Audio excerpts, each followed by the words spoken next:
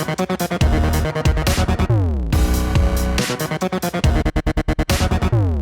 what's up guys? Nick the Informative Fisherman here, host of the Informative Fisherman Show, and this month I'm going to be breaking down Lucky Tackle Box's Panfish box for July. Let's crack her open. Alright, so the first thing I pull out is a Northland Fishing Tackle Slug Bug. Very cool, small, tiny plastic bait.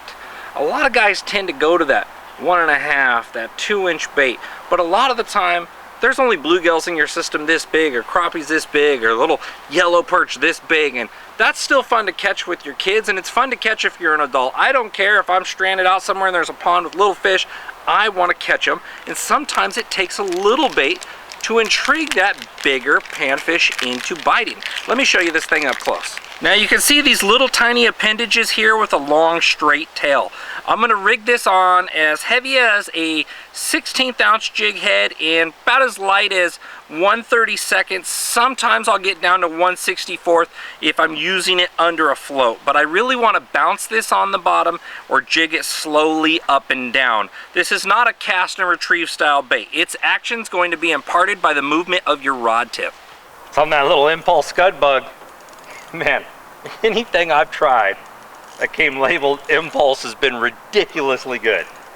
Those guys, man, they got something figured out, that's for sure. Whoa! Whoa! Whoa, big bass just slashed at him too. Okay, if you're gonna come in easy, I'll put my hands on you. Nope, not yet, I guess. Another great big hybrid. Look at this. There we go. On that little white impulse. Look at that. Let me get the grass back from there. Alright, so the next thing I pulled out are Mr. Crappie slippers. These are slip bobbers. If you're not familiar with slip bobbers, you need to be.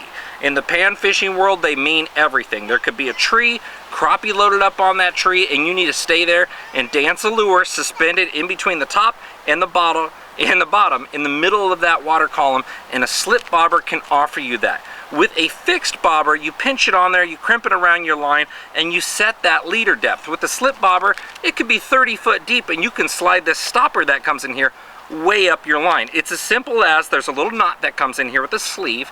You run your line through that, you run that knot up, pull that off, fasten it down, you take the bead, run that up next, and then you put your slip bobber on there, weight side pointed down towards your hook, and tie on any little jig head down there. The whole system's going to slide down to meet your bait, and as it falls in the water, that's going to slide down, and that float's going to slide up, meet that bead, and it's going to meet that stop knot. Therefore, you can adjust the depth to anything you want. Absolutely critical. These are nice and small, so you can fish them on lighter tackle. So I've taken that slip bobber and I set about a 4.5, 5 foot leader all the way down to that Lunker Hunt scud right there on a 1/32 ounce jig head.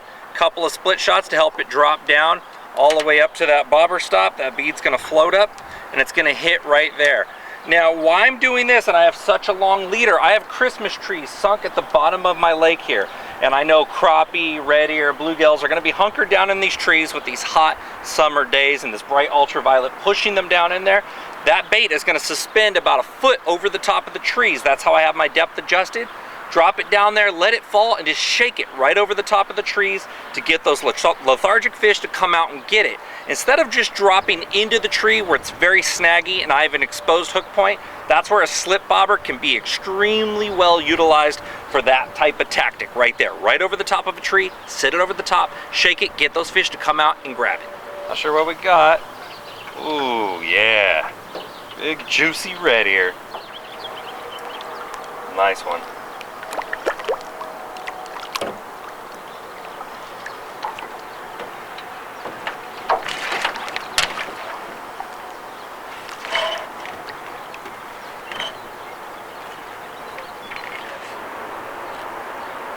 Here we have the Lunker Hunt water bug. For so long I was saying, how come a company doesn't make like a little flipping creature style bait for panfish? And when I say flipping, I'm talking about like bass lures, you know, like hogs and little creature appendages designed for falling straight down and to trigger those fish on the fall, because that's, you know, when a lot of your strikes come with predatorial fish, it is on the fall. And what Lunker Hunt here has done is designed exactly that. I want to show you this bait up close. It's phenomenal. Now if you look, it's got a nice little flat nose on it. What that flat nose is going to do when it's falling, it's kind of displacing water side to side, which is going to give this bait a shimmy. And the sides are bigger and the ridges taper down. Therefore, as it's falling, it's going to have water resisting against it, which is going to displace water pushing against these appendages here, which is going to force this softer tail to flap on the fall. These guys were truly thinking about a bait falling and getting the most action out of it. This is a very ingenious design. I wish I would have thought of this one, because I probably would have been a pretty wealthy man, but I've absolutely been hammering the panfish on this, and honestly, I've been catching big bass on this little tiny creature bait like this. I think right during the post-spawn, it looks like a little tiny juvenile bluegill with these colors, little chartreuse, a little bit of green. Phenomenal. Next we have the Johnson Crappie Buster. This looks like a juvenile shad. I'll show you one of these up close. Now, it kind of works like a fluke, and if you've never rigged a fluke, you can either Texas rig a fluke like for bass fishing, but in this case, we're going to use a small jig head.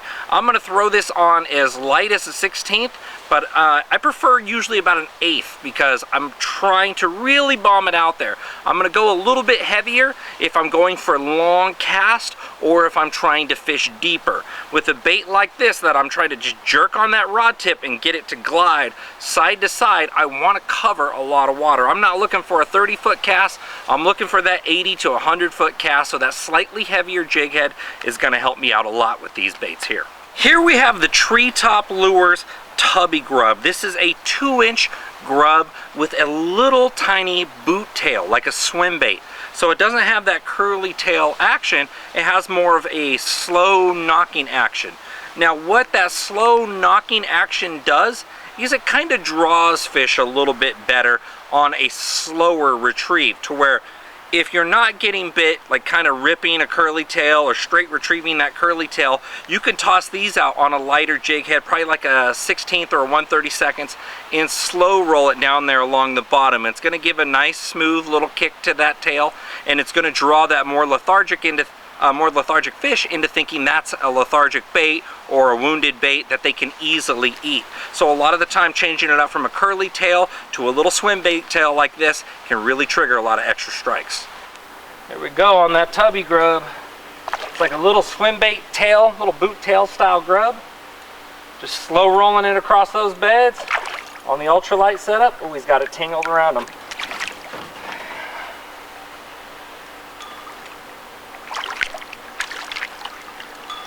Nice female bluegill, big one right there, absolute beauty. You pop that tubby grub. Yeah. Now here we have the Zoom tube jig heads. This is for like tube jigging right here. This is if you have a hollow plastic. You can rig the weight of this head internally and that hook will stick out the back. I'll show you how to do that in this episode here, but I want you to look closely at this. Very nice straight up eye, evenly weighted jig head right there, to where it's going to lay your bait down flat. Nice stout little shank, extra sharp hook point like that. Has a little bit longer of a body, to where that tube, this can come out through the hackling, which is that skirt material on the back of any tube style bait, and I'll show you that later on in this film. Woo! Right there on that tube jig.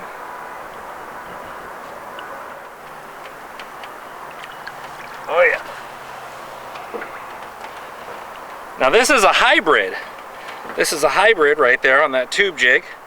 You can see he's got that amber belly just like a bluegill, and it's a little light orange right there, so it is a female, but it's a hybrid bluegill / shellcracker. When they got that belly on them right there and that faster tapering forehead, it's a hybrid. They fight just as hard as the big shellcrackers, and their mouths are just as hard. But right there on that tube jig, and let me show you that a little bit more here.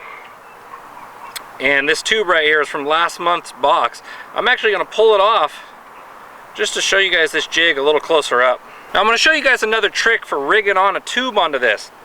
A lot of people think you have to shove the head inside the tube and work it over that hook, but you don't have to cut off. And I know a lot of you guys know this trick already, but it seems like there's a whole lot of people who don't know how to rig a tube on to a tube jig where it's already tied on. So let me get a bait out and show you that. So if you look at this tube and look at the jig, you want it to be inside the tube like so. So how would you do that, right? Well, it's very simple. You take that hook point and you come in a little bit. You see how the tip of the jig has a little bit past the eye right there? So instead of coming in the nose, I want to come right through the back, a little farther down. And now I'm going to thread that tube up and around that jig like so and jam it up against that eye. Then I'm just going to pinch the tip, wiggle it a little bit, and there you have it. Here we have the Impulse Scud Bug. This is very cool. It's a lot like the other one, but it's a little bit fatter, a little meatier. And I got the pink ones. They look just like a shrimp. I wish I was out on the surf right now throwing for barred perch, because I know this thing would probably destroy them. Little silvers, bars, reds, you name it. Probably the panfish out there in the surf would absolutely kill these things. Good strong appendage, has all those legs, that little straight tail. This is once again for slow jigging off the bottom, dragging along the bottom. This is not your cast and retrieve style bait. So let me show you a close-up on that one. But the Impulse guys, they really get after it. Northland Fishing Tackles really got some smart guys behind them. Look how long the legs are on that body. Nice and flat on the back, two little antennae, two like long tails with a single appendage in there. Just this thing being dragged is going to show them so much action. Probably subtle is key with this. I would be really subtle with the movements you impart into your rod tip, because just that subtle movement is really going to make this bait work a lot. This is definitely showing those fish something different. If you have a little shrimp in your area, I bet you this will slaughter the fish around there. Found out where they were on the float, so I switched over to my ultralight with that little pink Impulse on there. Oh man. Pull right up through to that spot. Fishing the 4-pound test. Floor clear.